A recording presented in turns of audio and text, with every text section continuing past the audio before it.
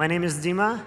I wanted to become a tennis player, but I didn't succeed. That is why my punishment now through my app, try to overcome this obstacle. But this speech is not about that. I would like to speak first about such term as resilience. A lot of people in different universities, in different societies speak about resilience. A lot of HRs of different companies want to know what it is, how to handle it, how to develop the skills among all the employees. But I believe there is one nation that has resilience in its DNA. And if resilience has a place, it would definitely be Ukraine, so where it was possibly born. And I would like to point out such stuff as not only resilience. Another important term is actually hardiness. And only combine two these terms like resilience and hardiness, you can basically create anti-fragility, which is super crucial now for the existing world and for such countries as ours, as Ukraine. So my purpose here is to speak about that, and I don't want to boast, but I believe that I'm one of the perfect fits to speak about the challenges currently. So, and that is why challenges we are facing and what we are doing. And I'm Dima. I was born 1 year after Chernobyl disaster. My 4-year daughter was born in the 5th year of the war. And actually, I'm Ukrainian, the CEO of Startup Preface. And, you know, name any other country who had so many challenges as Ukrainians, as Ukraine. So we had 3 revolutions, we have a couple pandemics, we had 2 financial crises, we have war since 2014, and the last, we have more than 100 days of full Russian invasion. But this is the understanding what is going on, and startups somehow face the challenges which can be associated with some kind of war. And yeah, this is the truth, that 70% of startup tech companies fails because of the different obstacles, like they don't find perfect product market fit. They don't actually scale at the point they had to do.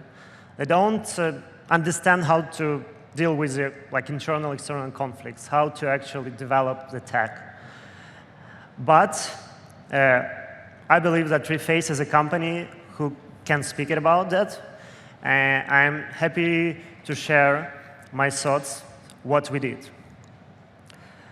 We were the company in early 2020 who had several 10 of Ks of USD in bank accounts and only 15 people. And we were actually struggling somehow to find in another way, either to get up or get down and to die poor, and vice versa, you know, all the startup roller coaster. But what we find out that we organically started to understand how we can get from the, the stage of pirates, we call us pirates, that we have a crazy idea, we have actually tech that nobody had, so novelty was insane, and we want to do it. We'll create this market, we'll crack it. After that, we realized, okay, we're growing as hell, what to do? What should we do with servers? Our engineers came to us and told us, okay, guys, could you please stop marketing? And we told, we don't have any. It's just what is happening organically. That's what most of the startups want to have. And this is the second evolution of us, how we began to become cowboys. But the main important topic as a startup, scaling from seed to Series A, and definitely as a business who want to create value, is actually to become, as we call it, scientists. So it's really important to be data-driven whenever you do entertainment fun app from one perspective. You're just having fun, you just click one button, get result, but getting all the data done, maximize the amount of tests you actually run on monetization, on engagement, on different metrics that are either North Star metric or something that you keep in mind. So my main narrative and thought that actually this path from becoming from pirates to scientists was crucial for us to become, as I believe, sustainable business. So actually, this approach, I believe, helped us to become, at some point, really successful company and a startup with more than 200 million downloads. We have more than 10 million monthly active users. When Reface started as an idea, there were only 10,000 synthetic media created in the world. Now, more than 6 billion videos actually have been created only within Reface. We got funding from A16Z, Scooter Braun, Ashton Kutcher, a lot of guys, a lot of awards. But the main thing that actually matters at this point when you start to grow is team, how you build processes, how you define goals, and how you work with the challenges. So what happened? We believe that we shifted customers' experience from becoming one-time app, to becoming a platform where users can interact with themselves, creating content, empowering this content using our ML AI technologies.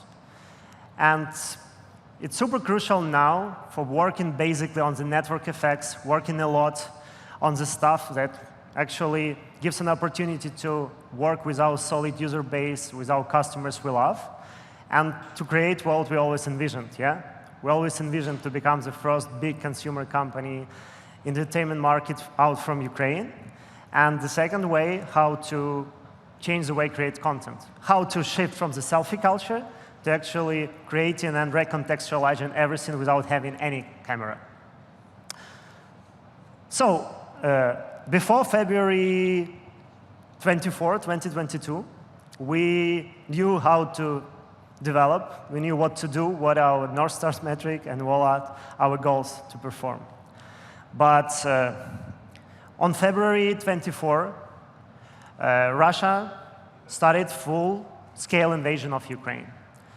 And we had no excuse, and this is our strong position as a Ukrainian company, was to simultaneously running a business, scaling the team, not even losing the team, and actually sustaining the business, but what is more important, to become as a powerful media tool to boost Ukrainian spirit, to help people understand that it's happening, that you have access to trustworthy media, and that you definitely need to make a difference, speak about that, stand with Ukraine.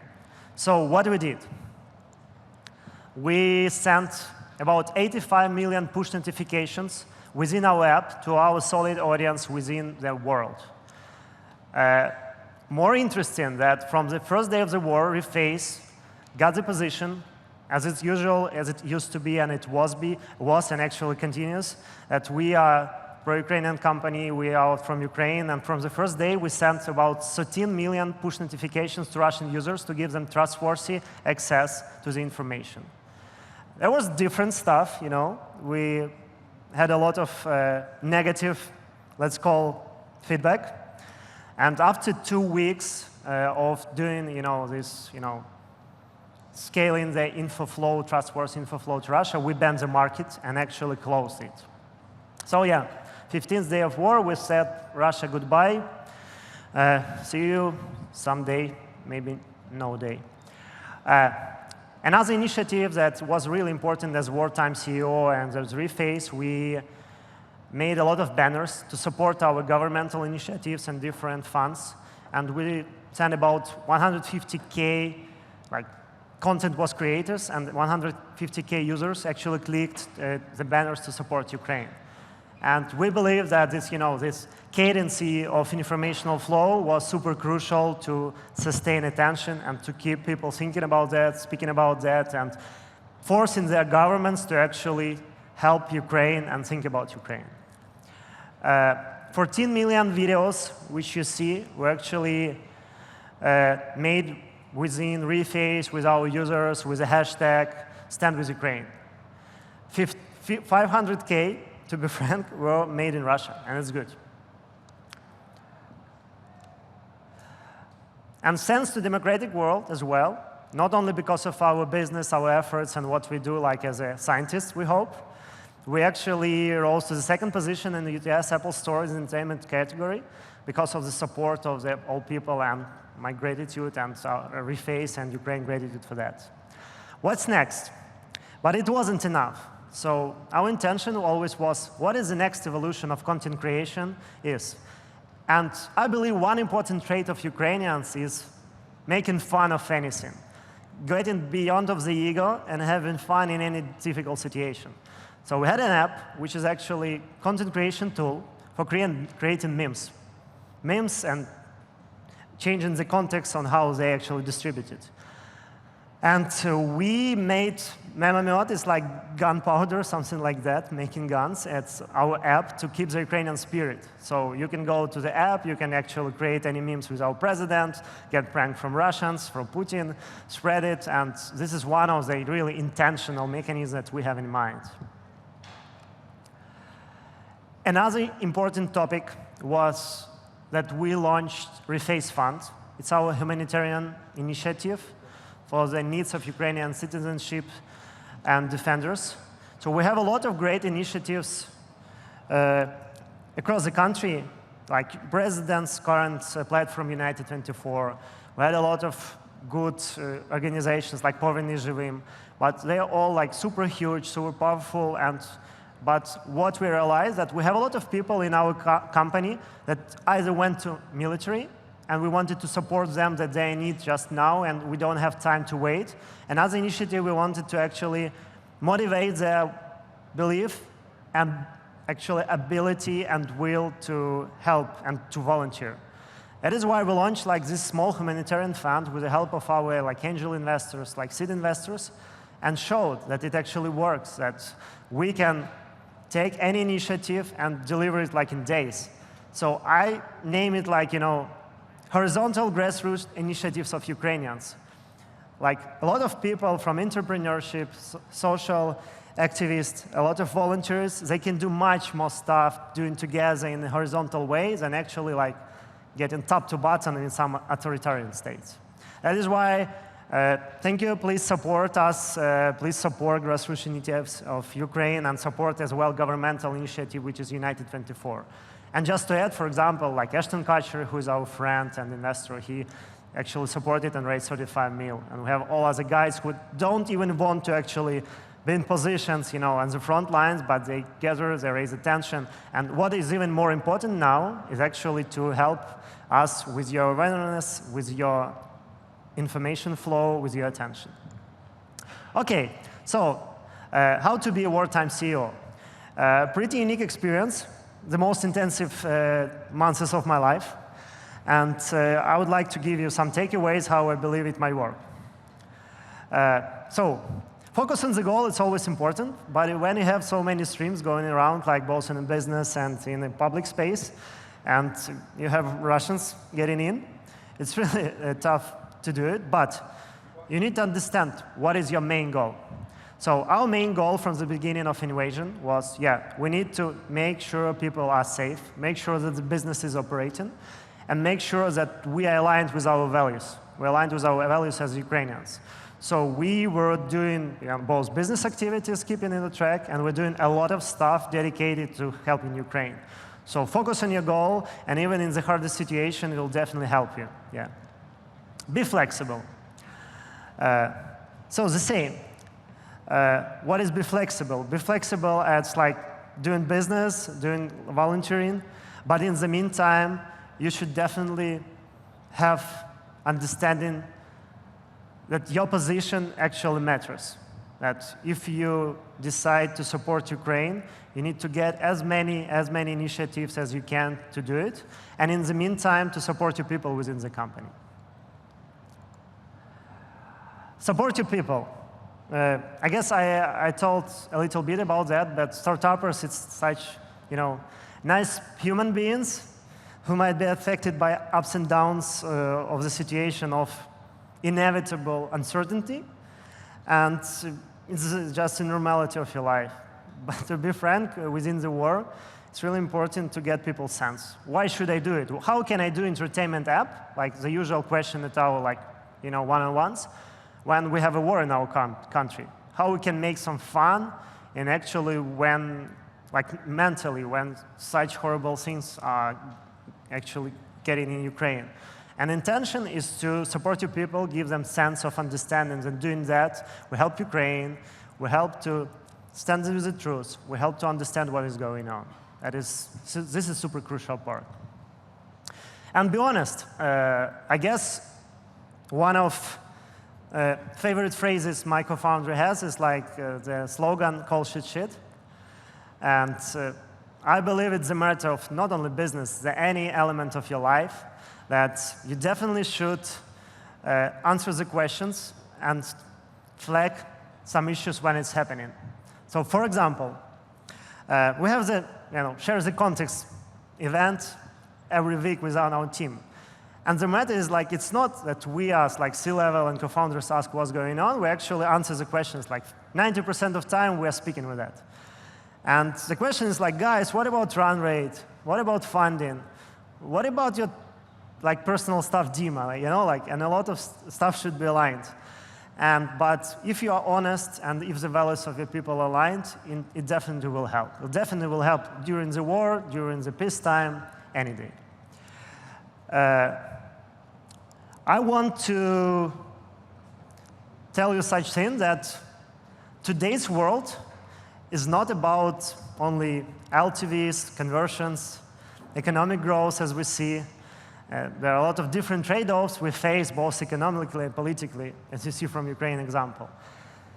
But what is super important is actually values. What are your values? How you define it within your colleagues, how you actually define it within your personal life.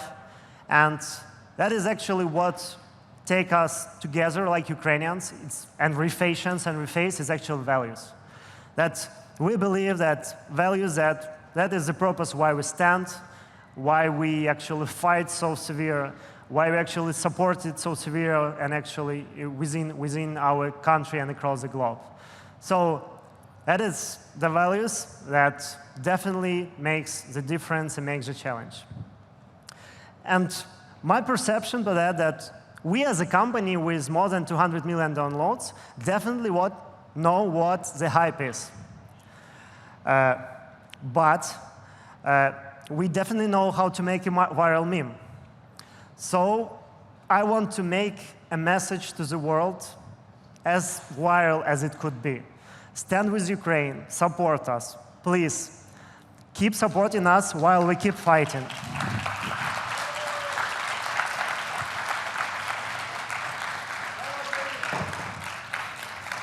Slow.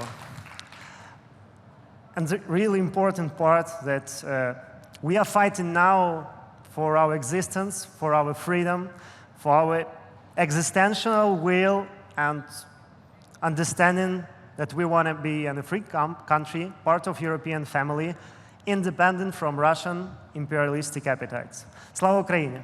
Thank you.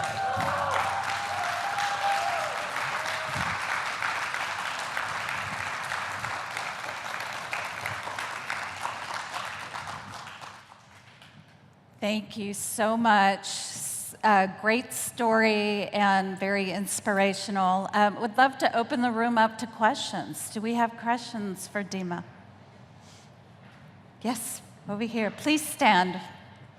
Thank you. Hey, Dima. So as a fellow Ukrainian, I first of all, just thank you for the presentation. And I really wonder, in the first weeks of war, all the things that you have done against Russian propaganda, how were your investors perceiving your actions? Because I can imagine, it's one thing when you are an independent company, and it's completely different when you're also backed up by investors. So yeah, curious to hear. Thank you for the question. Yeah, thanks for support. Good enough that we are pretty independent. But another point that our will was always to have prominent investors on board who mostly have, their compliance is aligned with the democratic pursuit, aligned with how capital flows. That is why all our investors like A6 in that, all our investors like Scooter Braun, Ashton Kutcher, all other guys, they support. You see what Ashton did with Mila. You see what some crypto guys as well did. So we have friends like Bill Tai, it's like Kite VC guy, who's like mostly evangelist of the Web3 and crypto stuff. A lot of guys who support us like in different space. And that's why it's aligned. And it's pretty interesting that I was even wondering, like we have specific situation like regarding the how's the position of the business, what about multiples, and the world is coming into recession, yeah? And we Ukrainians did this recession even before. Yeah, so it's not a problem, okay, in this case. But anyway, so it's like full support. They understand that we need now to stand. We definitely have our values and motivation. So if your metrics going right, and on the top you even support the country, they're excited and they support us. Thank you. Awesome. Yes. Or here, and then you. Yep, please stand. Thank you. Thank you very much for this inspiring presentation. I have a question regarding your strategy with co-workers. So you had to probably rebuild all processes in the company to reflect this disruption. Could you please elaborate on that? Thank you. Thank you for the question. Yeah, definitely. Frankly speaking, we started the processes of reorganizing the flow even before the war. So the tension existed before the 24th of February. So our main purpose, like as a co-founders and our investors, we were like thinking how we can actually shift it, yeah, how we can hedge it, and minimize some possible downturns. So before the war, we actually relocated a lot of crucial infrastructure outside Ukraine, and it was over there. So there were a relocation of crucial people, because we have people already in US, in Europe, even in Asia. So the intention was actually doing that way. And when the war started, to be frank, now what we are mostly doing everything fully remote. So, and it gives an opportunity to say that we weren't affected by the war. And frankly speaking, 90% of our markets are Western countries. And so first, yeah, remote first. Working on efficiency, organizing the processes, having core people outside Ukraine for that, and even shifting formal headquarters. But another point that Asian people are super patriots. And it won't be true if I told like that everybody gone away. No, we have a lot of people who want to be in Ukraine. And one of the intentions, what we want to show our investors that, and we're speaking with them and they listen to us, that what if we have some possible understanding how the situation evolves. We have understanding how to pay salaries, how to minimize risk. We have some positioning where people can be safe. And in that case, people can be even in Ukraine. That is why our will and our strategy to actually to stay people in Ukraine for those who can stay and who want to stay. Thank you. Yeah, excellent. I believe we have another question over here. Please stand. And here comes the mic. Yeah, hey, Konstantin, a fellow CEO from Ukraine. So it's actually continuation of the previous subject. So how has your hiring strategies changed with the war? Like, did you go with that relocation and hiring abroad, or do you keep hiring in Ukraine? And what are your reasons behind either one of those decisions? Yeah, good question. Still evaluating, but the baseline, so we have a relocation plan pretty long ago, yeah?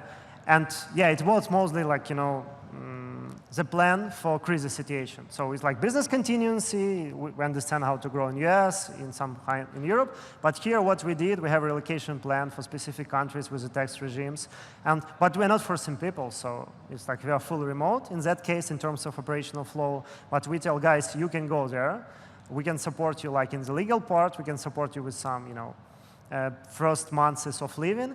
And if we have organic hub in these countries where we actually propose people as the most likely from the tax and, temporary protection regime standpoint, we actually gonna make some hub.